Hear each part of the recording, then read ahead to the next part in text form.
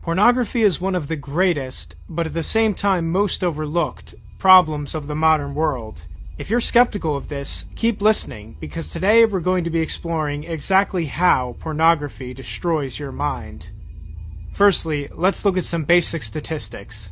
Since the expansion of the internet in the early 2000s, exposure to pornography has reached levels never seen before in history. 25% of all daily web searches are pornographic. The average age that most people first see pornography is 11 years old. Children under the age of 10 make up 22% of online porn consumption for those under 18. Keep those statistics in mind, because we're going to go over how much pornography can damage an adult's mind, let alone the developing mind of a child.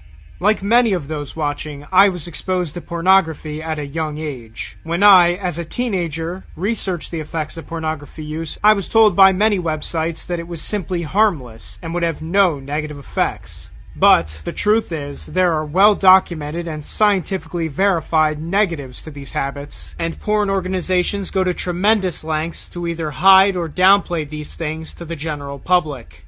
For the purposes of this video, the term pornography use refers to individuals watching or masturbating to pornography, and citations for all of the facts presented here will be available in the description. The way pornography attracts and hooks viewers is by exploiting the body's dopamine response to sexual stimulation. This natural response is intended to make humans seek to reproduce, but pornography transforms it into a desire to view more pornography. This is why, as the phrase goes, sex sells. It's why so many people become hooked on pornography for years, if not their entire lives. The effect of dopamine from viewing pornography is very similar to the dopamine effects of addictive drugs such as methamphetamine. Advocates for pornography like to argue that it's simply natural to view it, but there's never been anything natural about masturbating to two people having sex on a screen. Before diving straight into pornography's effects, we need to investigate how it went from something illegal to something that can be accessed from every computer. Most modern people are under the illusion that pornography is an eternal fact of life, an ancient, perennial aspect of human history. This perception is a result of carefully curated propaganda and marketing campaigns that have been orchestrated by extremely wealthy and powerful people.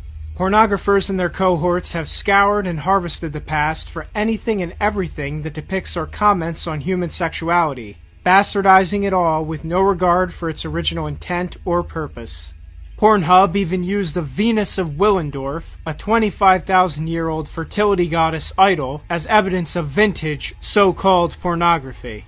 In reality, pornography is a relatively new phenomenon, barely 200 years old. During the initial underground rise of pornography, most Western countries had anti-obscenity laws in place, prohibiting the production and distribution of pornographic or obscene materials. Less than 100 years ago, those producing pornography would be thrown in jail. Similar laws are still in place in many countries in the world today, and in fact, pornography is currently illegal in more countries than it is legal. After the end of the Second World War, Western obscenity laws were gradually broken down, largely through the collaborative efforts of liberals and Western Marxists. These attacks on obscenity law coincided with attacks on the concept of race and gender. Denmark was the first country to officially legalize pornography in 1969, and other Western nations soon followed suit. To this day, the sexual revolution of the 1960s and 70s is championed by the mainstream as one of the most so-called liberating acts of emancipation in human history. In the US, pornography was legalized primarily via two Supreme Court cases involving a pair of pornographers, Roth versus United States and Miller versus California. In layman's terms, these cases rendered obscenity laws obsolete by loosening the legal definition of obscenity to the point that it became meaningless. The legalization of pornography took place under the Warren Court, which also outlawed state-sponsored prayer in schools and laid the foundation for the legalization of abortion, contraception, sodomy, and same-sex marriage, among other things. Of course, invalidating obscenity laws went against the will of the American public and government, but the courts and multiple NGOs ensured it happened all the same. In the modern day, online porn is dominated by a single, highly secretive, monopolistic company, MindGeek, which owns a variety of major publishing and production companies, including Pornhub, RedTube, YouPorn, etc.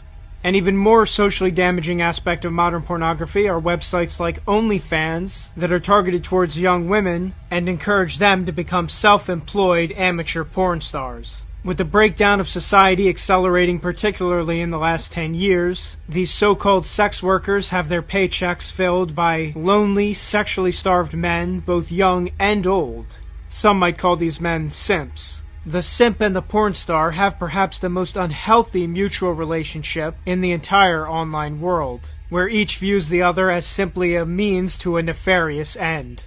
Now, it's critical to note that without the pornography mega platforms and the mass marketing campaigns behind them, most people doing these things would have never gone down that path. This is especially apparent when you see teenage girls making OnlyFans accounts as soon as they become 18. And while we're on the topic of the porn industry, let's delve a bit further.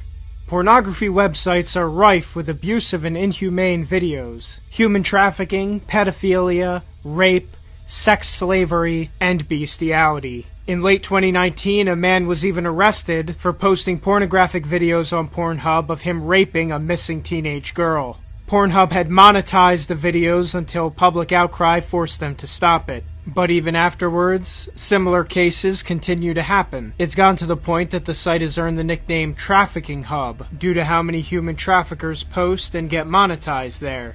On websites like Reddit, community managers from Pornhub encourage users not to report illegal activity on the website to the FBI. There are many more stories about companies like this out there.